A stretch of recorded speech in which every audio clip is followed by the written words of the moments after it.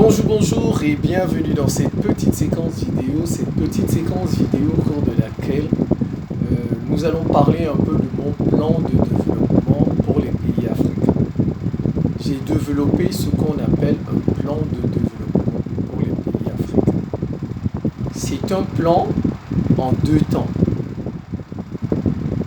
Il y a le plan spirituel et le plan matériel. Donc, le développement doit se faire sur le plan spirituel et sur le plan matériel. Sur le plan spirituel, je m'explique. Vous savez, le développement, c'est d'abord quelque chose du cœur, ça vient du cœur. Le développement, il vient de la conscience. Par exemple, avant de fabriquer un avion, l'avion, c'est du développement matériel, n'est-ce pas? Mettre en place une usine, une industrie, ça c'est matériel, mais c'est conçu dans la tête. C'est conçu dans la tête, donc ça c'est spirituel. Vous voyez, le spirituel normalement précède le matériel. Le spirituel c'est le moteur du matériel. L'histoire de l'humanité me donne raison. L'histoire de l'humanité me donne raison. Ce que je dis là, si vous prenez les 20 pays les plus avancés au monde, je ne vais pas mettre les pays musulmans dedans, parce qu'il y a un aspect qu'ils oublient. Bon, c'est dû à leur religion. Mais si vous prenez les 20 pays les plus avancés, prenons même le G20, dedans il y a l'Arabie Saoudite, vous allez voir que ce que je dis est vrai. Ils l'ont fait. C'est matériel, c'est concret. Ce que je dis est concret. Donc, je vais faire deux vidéos. Ça, c'est la première vidéo où je vais présenter le plan spirituel d'abord. Et dans la deuxième vidéo, je vais présenter le plan matériel du développement. Donc, le développement, il passe par deux plans. Il a deux dimensions. Le développement a une dimension spirituelle, une dimension spirituelle et morale. Et ensuite, une dimension matérielle. C'est comme le spirituel, c'est la racine. C'est la racine. Et le matériel, c'est la manifestation du développement. Les usines que vous voyez, c'est la manifestation. Je me nomme Simon Paul Bambo d'abord. Je suis le ministre de la guerre pour la libération de l'Afrique, ministre d'un monde multipolaire, ministre de la réciprocité dans les relations entre les États, ministre de l'éducation continentale africaine, et ministre de la défense du christianisme et de l'islam, surtout du christianisme.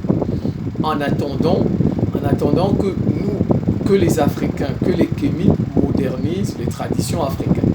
Si les Kémites modernisent les traditions africaines et je vois le fruit, je vais défendre aussi le kémitisme. Je vais défendre aussi les coutumes, les traditions africaines. Donc, en attendant, je suis le ministre de la Défense du christianisme et de l'islam, en particulier le christianisme, et j'attends la mise à jour, l'aggiornamento, j'attends la modernisation des coutumes et des traditions africaines. Lorsque je vais voir cette modernisation, je vais voir les fruits, alors je deviendrai aussi son ministre. Donc c'est la première vidéo, je l'ai dit. Je vais aborder le plan spirituel pour le développement des pays africains. Et je vais faire la deuxième vidéo qui sera le plan matériel du développement des pays africains. En réalité, on ne fait pas aujourd'hui, on le fait concomitamment, on le fait en même temps. Donc vous faites le plan, le développement spirituel et le développement économique en même temps. Voilà. Vous savez, toutes les grandes civilisations ont commencé par le développement spirituel.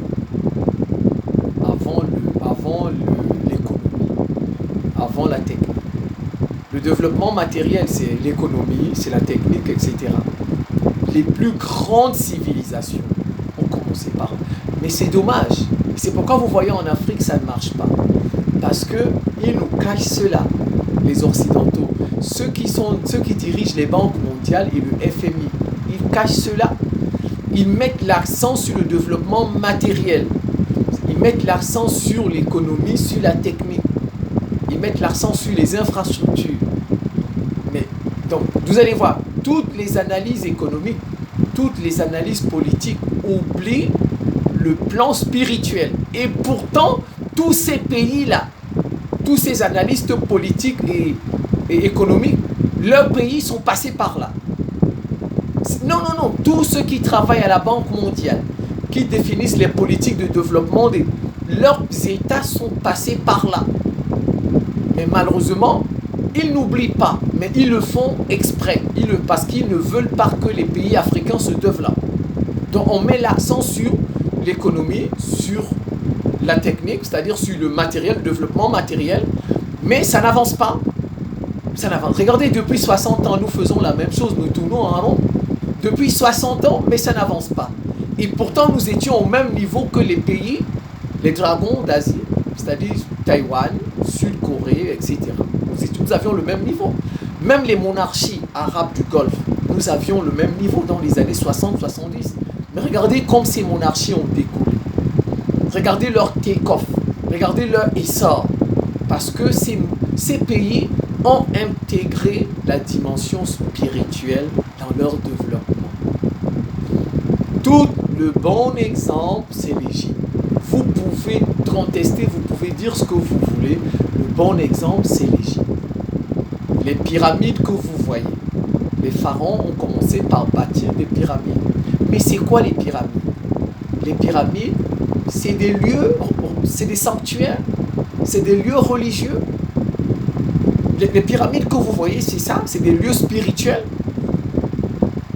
Ils ont commencé, toutes les grandes civilisations ont commencé par honorer le divin. Toutes les grandes civilisations ont commencé par honorer le divin. C'est-à-dire Dieu, ou bien les dieux. Selon, prenez ça comme vous voulez. En un mot, le divin, le Dieu, les dieux, etc. Alors, comme vous voulez. Ce n'est pas un débat sur l'être suprême. Ce n'est pas une vidéo sur l'être suprême. Ne venez pas nous apprendre. Moi, j'ai étudié aussi la philosophie. J'ai étudié l'épistémologie. Donc, les termes comme ça, je les maîtrise. Moi, je n'ai pas fait que les sciences exactes dans ma vie, dans mon parcours d'étudiant. J'ai étudié les sciences exactes, c'est-à-dire la physique, les mathématiques, la chimie, la biologie, la géologie, l'informatique, l'électronique. Moi, j'ai étudié tout ça. Mais j'ai étudié aussi les sciences humaines. Donc, les mots là, que vous allez venir, causalité, je connais tout ça. Je connais, ne venez pas, c'est pas une vidéo où vous viendrez dire non, tu ne connais pas tel mot, tu n'as pas expliqué. Non, mon cher ami, mes chers amis, si vous êtes convaincu que vous connaissez les mots philosophiques, ou bien les mots anthropologiques ou sociologiques mieux que moi, venez on fait un débat. Vous serez surpris. Vous serez tellement surpris. Donc, d'accord. Donc, vous voyez, on commence par, on fait le développement spirituel. J'ai parlé de l'Égypte, les pharaons, les pyramides. Ce sont des lieux pour honorer le divin. Si vous voyez les pagodes en Chine, vous voyez les statues de Bouddha en Chine, les statues de Bouddha en Corée. Regardez toutes les statues de l'hindouisme en Inde. Regardez les monuments. C'est dans les grandes civilisations ont d'abord cherché à avoir une assise spirituelle. Le sens de leur existence. Les grandes civilisations, les grandes nations. D'où viennent-elles ces nations, ces pays-là? C'est comme ça. C'est pourquoi vous voyez, on ne les gagne pas trop. Et en plus, ces civilisations ont très vite adopté la pierre. Nous, en Afrique, nous sommes restés dans du bois. En Afrique, vous allez voir, même la plupart de nos statues sacrées. Nous, on avait des sanctuaires sacrés aussi. On avait des coutumes, des traditions, des religions africaines. Mais c'était à l'air vide, à l'air libre, dans les forêts sacrées. Et on a fait des statues. Parfois, on a fait en terre cuite. Mais nous n'avons pas construit de grands monuments. Donc, quand le blanc est arrivé, il a même pris nos statues, il a emmené dans son musée. Nos objets sacrés, le blanc les a emmenés dans son musée. Vous voyez, nous ne sommes pas passés à la pierre. Il fallait graver dans la pierre, comme les pharaons l'ont fait. comme les Asiatiques le font avec les grandes statues de Bouddha, de Confucius, etc. Bon, c'est comme ça. Donc, vous voyez, c'est ce qu'on oublie dans les analyses politiques, les analyses économiques, le développement spirituel. Et ces gens-là, leurs pays sont passés par là. Il y a des pays qui n'ont pas de richesse naturelle, mais qui se sont développés par ce qu'on appelle une éthique de travail. Une éthique de travail. Ça, c'est spirituel. Le travail bien fait, ça, c'est spirituel. La vérité, l'honnêteté, c'est des gens qui sont honnêtes, qui ne sont pas corrompus. Tout ça, c'est des valeurs spirituelles. C'est des valeurs spirituelles. Vous voyez? Donc, si vous n'avez pas une assise spirituelle forte, même le matériel que vous allez développer, c'est-à-dire vos routes, vos ponts, vos usines, vos banques, ne vont pas tenir à la longue. Ne vont pas tenir. Bon, le bon exemple, je peux vous envoyer dans tous ces pays, que ce soit la Chine, que vous allez voir, ils ont de très grands monuments religieux, de très grands monuments religieux, etc. Bon, comme c'est les États-Unis, la première puissance mondiale, je peux reparler des États-Unis. Jusqu'en 1850, les États-Unis n'étaient pas une grande puissance. Mais pourquoi ils ont eu le besoin, pourquoi ont-ils ressenti le besoin, pourquoi ont-ils ressenti le besoin de construire des cathédrales? C'est la question qu'on peut se poser. Certains vont vous dire ce sont des coïncidences, ceci, cela. Bon, d'accord, non, on n'est pas là, ce sont des coïncidences. Mais les faits sont là. Les faits sont là. Bon, ma caméra dérange un peu, je vais voir un peu ce qui ne va pas. Je vais reprendre les États-Unis. Les États-Unis étaient dans la même situation que nous, que de nombreux pays africains, jusqu'en 1850. En 1859, ils commencent à bâtir la cathédrale Saint-Patrick. Mais pourquoi? Dites-moi, pourquoi subitement les États-Unis décident de construire une cathédrale? Pourquoi? Une majestueuse cathédrale. Pourquoi? C'est la question qu'on peut se poser. Est-ce qu'ils en avaient besoin? Non, c'est la question. Comment un peuple, du jour au lendemain, décide de bâtir une grande cathédrale? Comment le président Houphouët-Boigny, du jour au lendemain, décide de bâtir une basilique à Yamoussoukro? Le roi du Maroc, Hassan II, il se lève un beau matin comme ça, il décide de construire la grande mosquée Hassan II à Casablanca. Il y a quelque chose qui a dû se passer aux États-Unis pour qu'ils le fassent. Il a dû se passer quelque chose aux États-Unis. Ils ont senti qu'ils avaient besoin d'honorer le divin, qu'ils avaient besoin d'honorer Dieu, les États-Unis.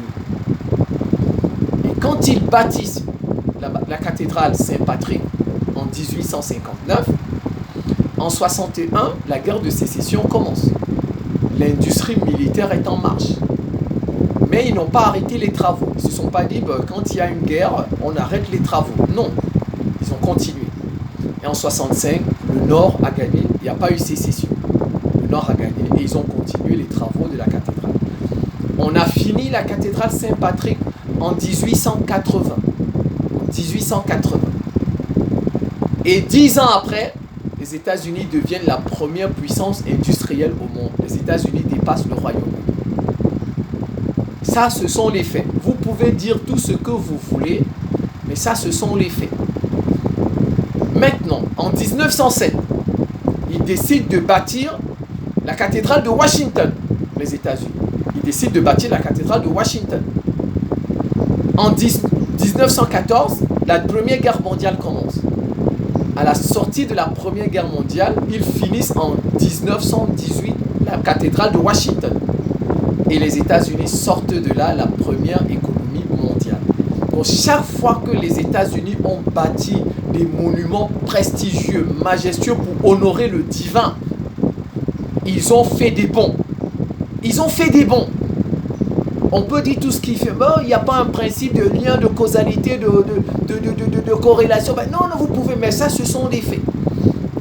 Et vous ne pouvez pas me donner le contraire. Personne ne peut me donner le contraire. Il n'y a pas un pays avancé dans le monde où il n'y a pas de monument religieux majestueux. Il n'y en a pas.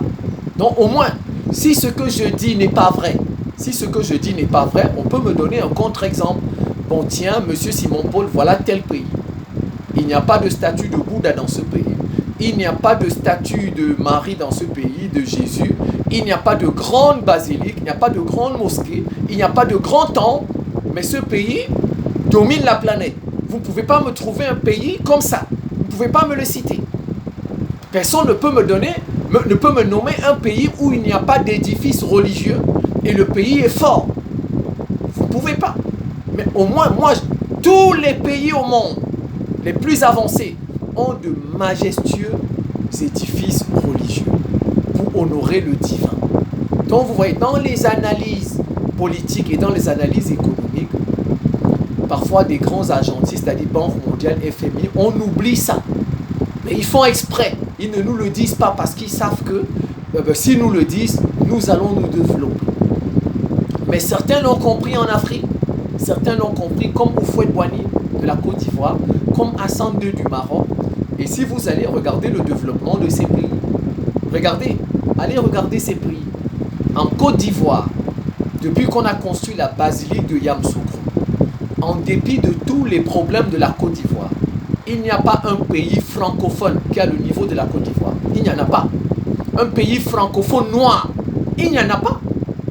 Citez-moi un pays. Je vous demande de me citer un pays francophone en Afrique noire qui a le niveau de la Côte d'Ivoire. Il n'y en a pas. Il n'y en a pas. Voilà. Même en Afrique du Nord, vous allez voir, le Maroc c'est comme l'Espagne. Le Maroc, c'est un pays hyper développé. Après la construction de la grande mosquée de Casablanca. Voilà, donc je vais mettre pause parce que ma caméra dérange un peu. Donc après avoir dit tout ceci, maintenant je vais vous lister ce que les Africains doivent faire pour se développer, ce que nos États individuellement doivent faire.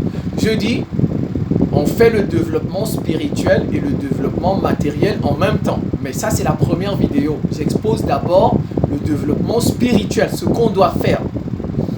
Après, dans la deuxième vidéo, je vais exposer le développement matériel, c'est-à-dire le développement économique et le développement technique. Voilà, la première chose à faire, il faut que les Africains pensent à construire des monuments religieux en béton. Splendide, majestueux. Allez regarder la cathédrale de Paris. Allez en Chine, vous allez voir les grands temples, les grandes statues. Vous allez voir, allez en Inde, vous ferez des choses comme ça. Allez dans les monarchies arabes, vous aurez voir de grandes mosquées. Donc il faut que les pays africains pensent à honorer le divin. Dans des monuments, dans des bâtiments. Et il faut que ce soit des bâtiments construits avec nos propres moyens financiers. Vous ne pouvez pas aller bâtir un monument au divin, à Dieu, avec l'argent d'un autre. Avec l'argent d'un autre. Il ne faut pas prendre l'argent de l'Arabie Saoudite pour construire une mosquée. Il ne faut pas prendre, si par exemple vous êtes le Cameroun, ne prenez pas l'argent du Maroc pour construire une mosquée au Cameroun. On construit les monuments religieux avec nos propres efforts monétaires. C'est comme ça. Et vous allez voir, tous ces pays l'ont fait.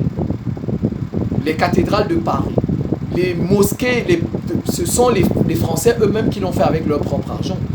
Dans tous les pays développés, le Japon, etc., les États-Unis, ils l'ont fait avec leurs propres moyens financiers.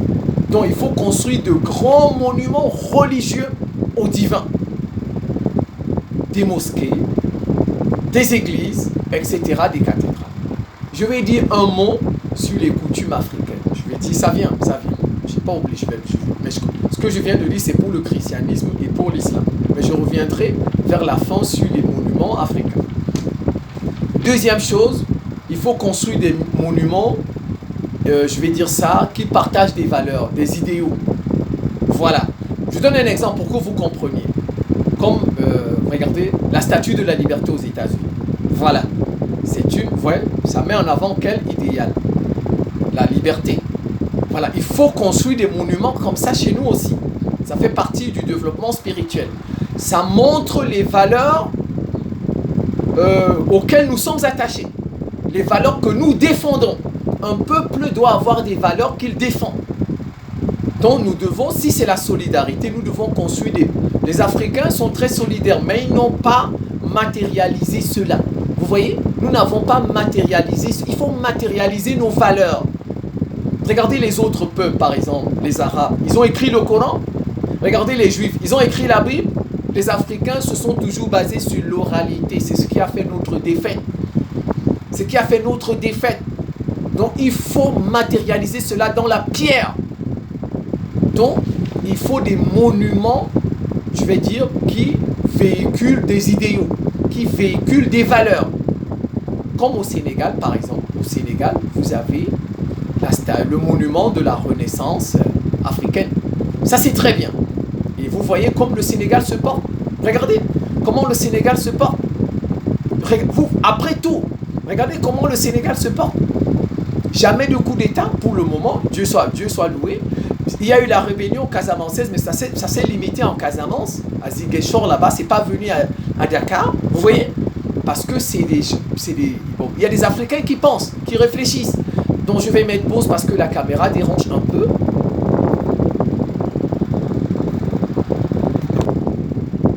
Vous voyez, les monuments que nous allons bâtir là, les monuments sur les idéaux, c'est la mission de chaque pays. Nous défendons quoi? Quelles sont les valeurs que nous défendons? Quelle est notre mission? Toutes les grandes nations ont une mission. Regardez les Occidentaux. Ils disent qu'ils défendent la liberté, ils disent qu'ils défendent la démocratie. Regardez la Chine. Elle dit qu'elle défend la route de la soie, l'économie. Il faut nourrir toute la planète. Il faut sortir les gens de la pauvreté. Un peuple doit avoir une mission. Il doit avoir des idéaux. Et il doit marquer ça graver cela dans du marbre, dans des pierres. Donc il faut des monuments. Maintenant, ensuite, il faut des statues. Il faut des statues des individus qui ont marqué le pays. Il faut pour les donner en modèle aux populations, dans chaque domaine. Même s'ils sont vivants. Même s'ils sont vivants, bien sûr, il faut distinguer les œuvres de quelqu'un et sa vie privée. Je donne un exemple. Sadio Mané. Sadio Mané, c'est un grand joueur. On peut construire une statue pour Sadio Mané, n'est-ce pas? Mais si après Sadio Mané, par exemple, il viole une fille, vous ne pouvez pas aller détruire sa statue. Il faut distinguer parce qu'on a construit cette statue pour le football. Parce qu'il joue bien au football. Donc vous voyez, il y a ce problème-là. Donc, même ceux qui sont vivants, on peut construire des statues pour eux. Pour les donner en modèle. Un peuple doit avoir des modèles. Regardez, nous par exemple, quand on a fait des mathématiques, tous les théorèmes, on avait juste les théorèmes de Thalès, théorème de Pythagore, tous les théorèmes c'était des blancs. Tout ce qu'il y avait, il y avait pas un nom noir, un nom africain dedans. Le théorème de tel, c'est les blancs. Théorème de tel, c'est les blancs. Bon, on n'est pas entre, c'est pas une vidéo sur l'Égypte, c'est né où, voilà. Les gens qui ne comprennent rien, ils ne comprennent rien. C'est une vidéo sur le développement spirituel des pays africains. Donc vous voyez, nous on n'a pas eu des modèles en mathématiques comme ça qu'on a. Moi j'ai pris quand même des modèles vivants. Moi j'ai eu des modèles un peu vivants. De nombreux, voilà, des gens que j'ai appréciés. Donc, il faut qu'on construise dans tous les domaines des statues pour les donner en modèle aux populations. Comme ça, le petit enfant de 8 ans, quand il passe devant telle statue, il voit ça. Il dit, mais ça c'est la statue de qui? On lui dit, non, ça c'est un grand mathématicien. Il a fait les mathématiques, voilà ce qu'il a fait, L'enfant là, ça va tourner sa tête. Dans 8 ans, dans 10 ans, dans 30 ans, il va dire, je veux être un mathématicien comme celui-là. Si vous prenez un chimie, dans tous les domaines, le sport, il faut des statuts pour des statuts des individus. Regardez la France, regardez le Panthéon français, le Panthéon. Il y a des Français, quand ils voient le Panthéon, c'est comme une canonisation chez les catholiques. C'est comme une canonisation. C'est comme si on devient saint. C'est des gens qui ont...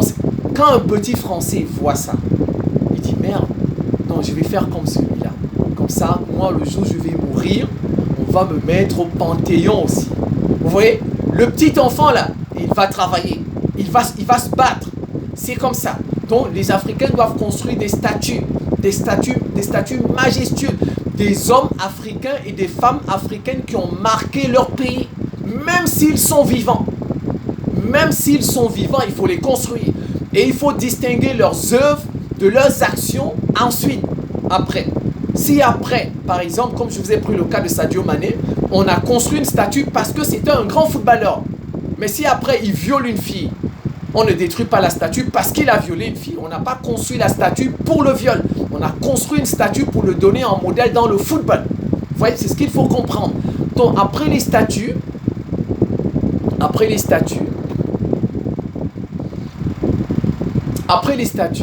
des héros, maintenant il faut une journée dans les pays africains, une journée d'action de grâce. Il faut dire merci au divin. Ne fût-ce que pour la vie. Même si on n'a pas de raison de dire merci à Dieu, peut-être parce qu'on souffre beaucoup, mais ne fût-ce que pour la vie, parce qu'on est peut-être en santé. Vous savez, le jour où vous avez mal, vous avez une douleur terrible, et que vous sentez que vous êtes sur le point de mourir, c'est là où vous comprenez que non, la vie est belle. La vie est belle. Donc, il faut une journée d'action de grâce. Comme aux États-Unis, Thanksgiving. Vous voyez, les États-Unis, ils ont une assise spirituelle forte. Chaque année, ils ont un jour pour dire merci au divin. Chaque année, ils ont un jour. Donc, il faut qu'on institue des choses comme ça dans les pays africains. Maintenant, on peut, dans les programmes scolaires, apprendre aux enfants à lire la Bible, à lire le Coran. Il faut mettre ça. Parce que ça va rectifier, ça va corriger l'enfant. Ça va corriger voilà. C'est des livres sacrés, ça corrige. Ça corrige, ça apprend la morale à quelqu'un. Entre autres. Ça fait beaucoup de choses sur l'individu. Quand vous lisez la Bible, quand vous lisez le Coran, vous sortez de là, vous n'êtes plus le même. Vous sortez de là, vous n'êtes plus le même. Ça change. Ça crée de bons citoyens. Voilà. Vous voyez, il faut ça. Il faut mettre dans les programmes scolaires. Dans les programmes scolaires, il faut la lecture des textes sacrés des deux monothéismes. Bon, maintenant, et pour terminer, il faudrait qu'on apprenne l'esthétique aux Africains. Les Africains doivent apprendre à garder leurs cheveux. Les cheveux, ça rend intelligent. Dans votre domaine où vous serez intelligent. Il faut que les Africains apprennent à garder leurs cheveux. Leurs cheveux. Les hommes africains. C'est très important. Et je vais terminer par les coutumes africaines et les traditions africaines. Je pense qu'il faut les moderniser. Il faut moderniser les coutumes, les traditions africaines. Vous savez, en Afrique, nous avons beaucoup d'ethnies. Et chaque ethnie a ses coutumes. Chaque ethnie a ses traditions. Ça ne peut pas fédérer toute une nation. C'est pourquoi vous voyez, nous avons beaucoup de difficultés dans certains pays parce que nous avons des problèmes ethniques.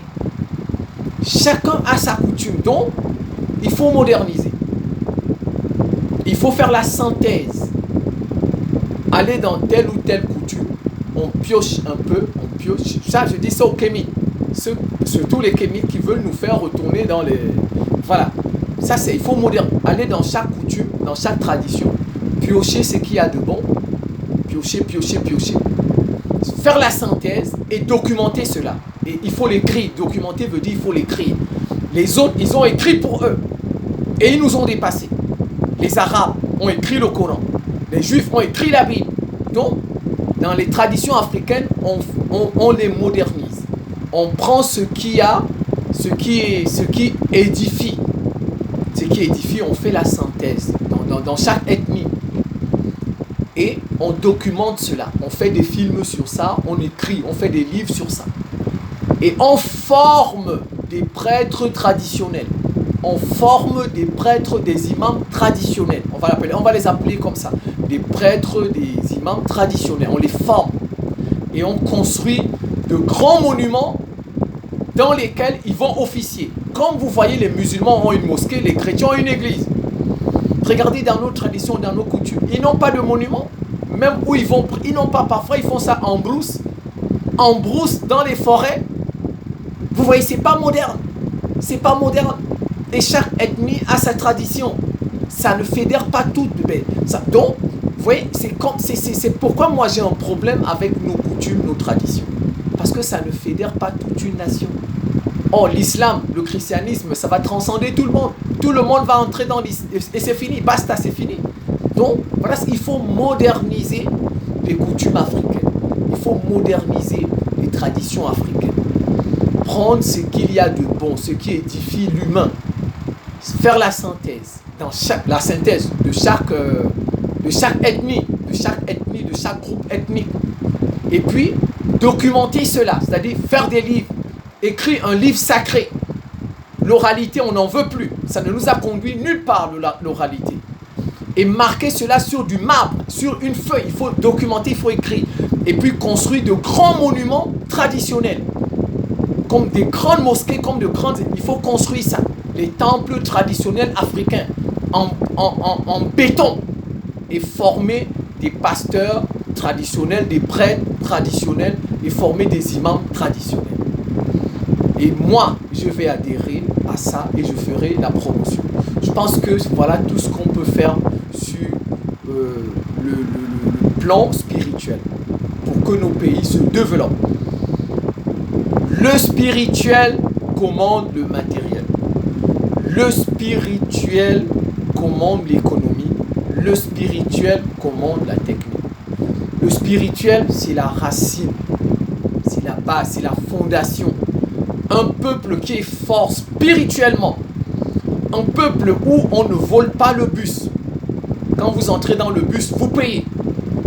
Ce peuple a une base spirituelle forte. Le matériel va suivre. L'économique va suivre. La technique va suivre. Donc, je vais m'en tenir là. C'est la première partie. Je vais faire la deuxième partie du plan de développement des pays africains. Et cette fois-ci, je vais aborder le plan matériel, c'est-à-dire le développement économique et technique. Les points que tous les experts le plus souvent mettent en avant. Dans toutes les analyses économiques, dans toutes les analyses politiques, voilà les points que l'on met en avant. Mais ils oublient toujours le développement spirituel, sans lequel le développement matériel ne peut pas résister. C'est la fin de cette petite séquence vidéo. Je vous remercie pour votre attention et à très bientôt.